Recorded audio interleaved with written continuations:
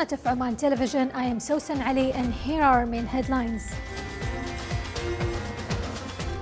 His Majesty Sultan Haytham bin Tariq will pay a visit to the United Arab Emirates tomorrow. His Majesty Sultan Haytham bin Tariq issues a royal decree.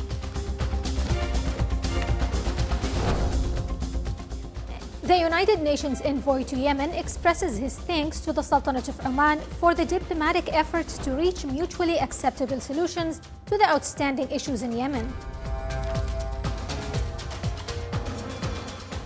And the Sultanate of Oman ranks 4th as the safest country, 5th in terms of crime-freeness, and the 6th globally on the Regulations of Renewable Energy Index.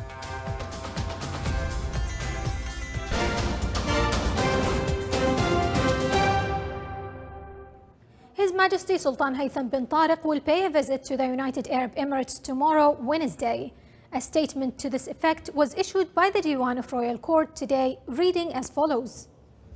His Majesty Sultan Haytham bin Tariq will leave tomorrow for the United Arab Emirates in response to UAE's President Sheikh Mohammed bin Zayed Al Nahyan's invitation to His Majesty to take part in the fraternal meeting between GCC leaders King Abdullah II bin Al Hussein of the Hashemite Kingdom of Jordan and President Abdel Fattah al-Sisi of the Arab Republic of Egypt.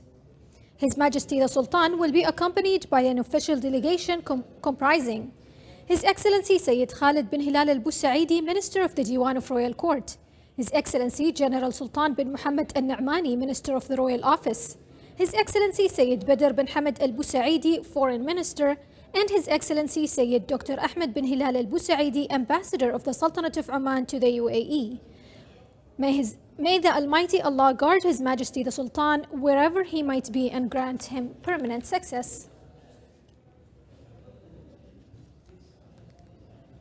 His Majesty Sultan Haytham bin Tariq issues Royal Decree No. 5/2023.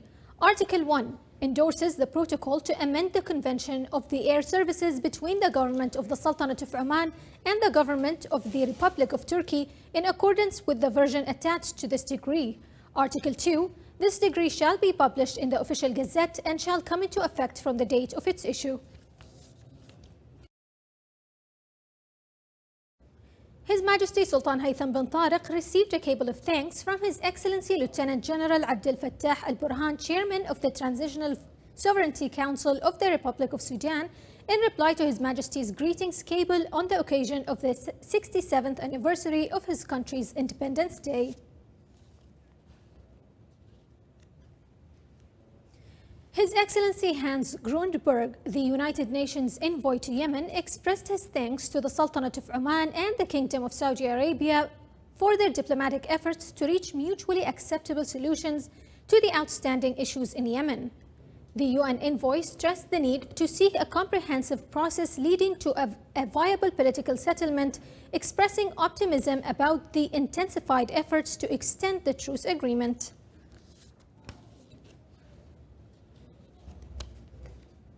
The Sultanate of Oman ranked 4th as the safest country and 5th in terms of crime-freeness in the world, according to the annual index of global database Numbeo.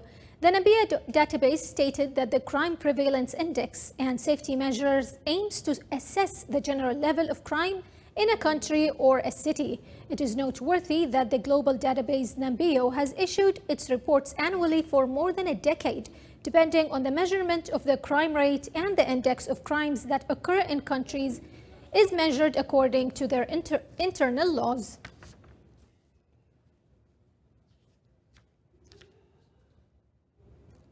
Sultanate of Oman achieved the first place in Regulation of Renewable Energy Index on the level of GCC countries, Middle East and North Africa countries.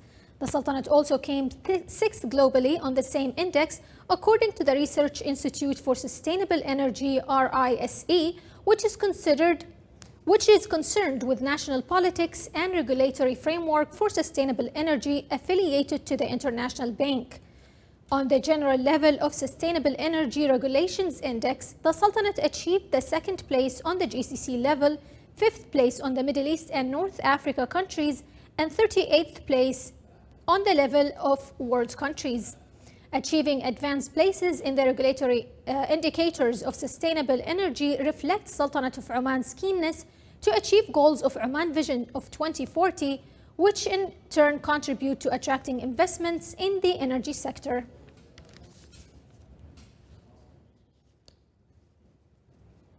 His Excellency Khalid bin Hilal Al Ma'wali, Chairman of the Shura Council, and his accompanying delegation met with His Excellency Saqar Ghabbash, Chairman of the Federal National Council of the United Arab Emirates. The visit comes with the aim of strengthening bilateral relations and exchanging expertise in the legislative field between the Sultanate of Oman and the United Arab Emirates, and to discuss aspects of cooperation in various fields related to the legislative councils, discussing ways to support them and reviewing issues related to coordination and regional and international events.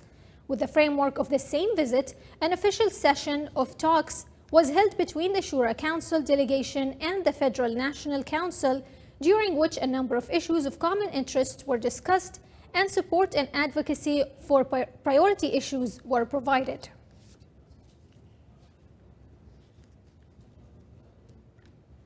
Oman Ground Handling, or Transform Handling, celebrated today launching a training for employment program called Masir. More details in the following report. To accommodate job seekers in the aviation sector and ground handling services, as well as to enable them achieve their goals and enhance their future career, Oman Ground Handling, Transam Handling of Oman Airports, in cooperation with the Ministry of Labor, launched Masir program, which is a training for employment scheme. This program is part of the Oman Ministry of Labor with other sectors. This is a sector of aviation sector. Also, we have a cooperation with different sectors like the Ministry of Education, Ministry of Health and Defense, and also Umran and other government companies, and also with the private sector, especially in the oil and gas industry. I have studied airport management, and joining this program will help me to be involved in the aviation sector, to be able to serve my country.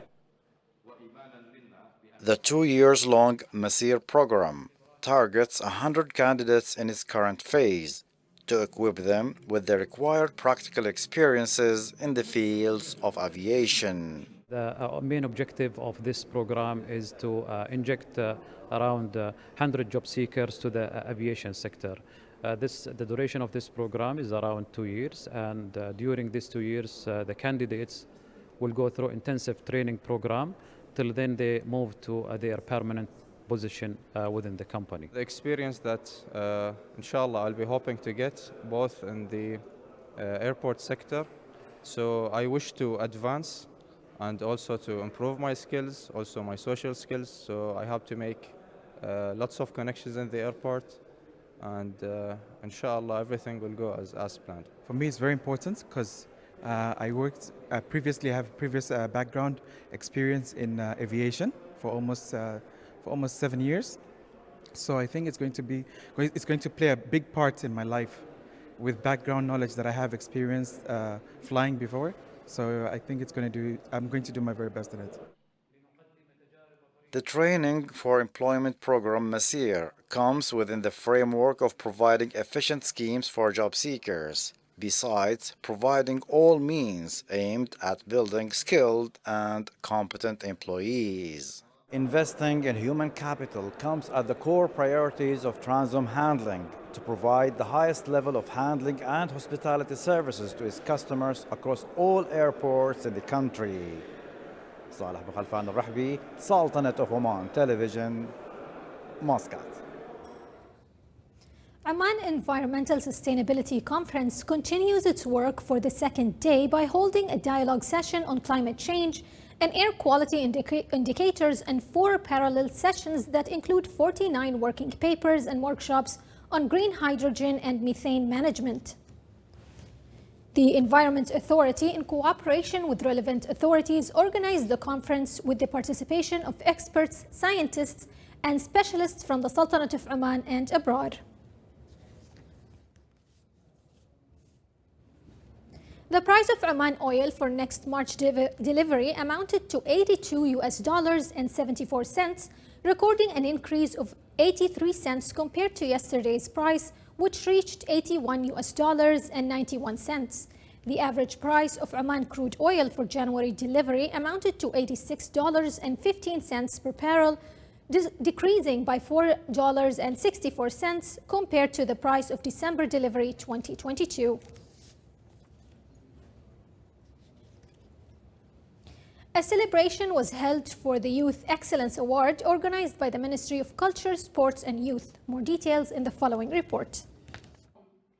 A celebration held by the Ministry of Culture, Sports and Youth to award a group of Omani talents. At a ceremony held last night on which 48 young stars were honored by the ministry on their achievements in various projects. My major is petroleum engineering. I won first place from SPE at the level of PhD among Middle East, North Africa and South Asia. My research paper talking about how to enhance oil recovery by using low salinity polymer. The move comes as part of the ministry's endeavors to honor Omani talents within the Sultanate in various intellectual, literary and artistic knowledge fields. We the first place in the Beirut event and in the saving people on the cars by invent one project which save people inside the car and using the IoT technology in it. It also aims to present them as role models of cultural giving to future generations, encourage the intellectual, literary and artistic movement and support the innovative outputs to build this nation. Youth effort is well recognized here. Abdullah bin Ahmed al-Rubi'i, Sultanate of Oman Television, Muscat. Still to come in our news bulletin. Extreme cold weather hits Russia's Far East.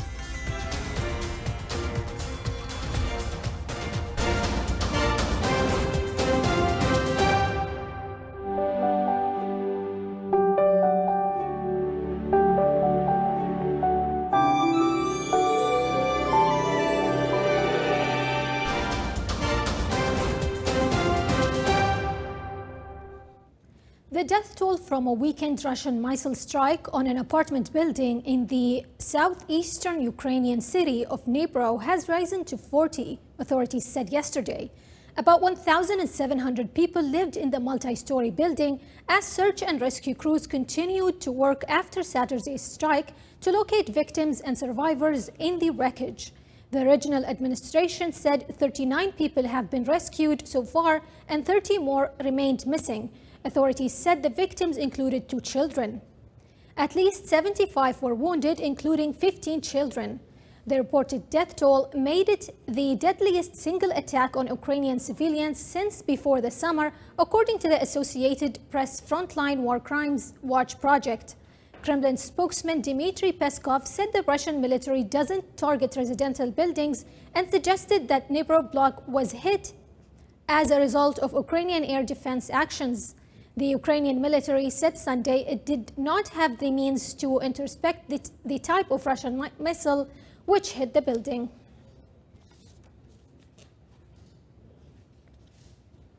The International Atomic Energy Agency has established a continuous presence of the nuclear safety and security experts at the Bivenkorensk in South Ukrainian nuclear power plant. IAEA Director General Rafael Mariano Grossi visited Bivenkorensk nuclear power plant yesterday. IAEA has deployed its mission to the South Ukrainian nuclear power plant and will also establish similar missions in Rivne, Kimlensky and Chernobyl nuclear power plants next week. Grossi said a group of experts will stay behind in each location to work with Ukrainian hosts.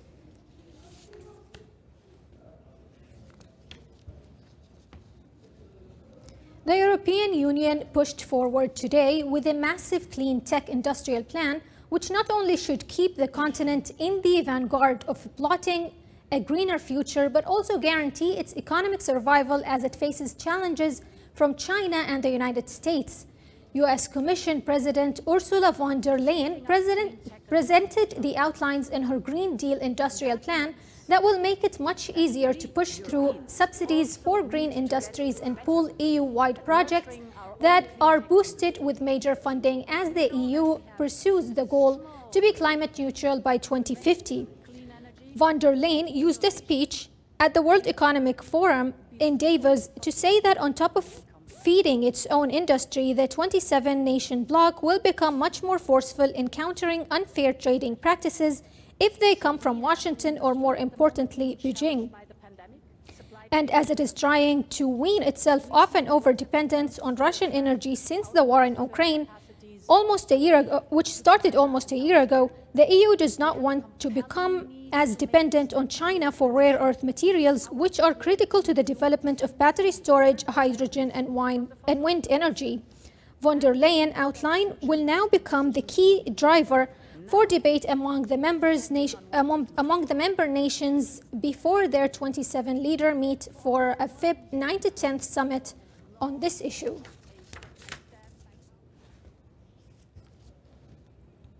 A weather service in the Russian Far East warned of extreme cold weather in Yakuwera this week. The warning at Yakuwera's weather service website says its upcoming days, the temperatures can drop to minus 60 degrees in some parts of the region, which is 7 degrees lower than the norm. Local emergency services advised residents to reduce their time outdoors and stay at home if possible. Schools in the region have shifted students to distance learning until Thursday.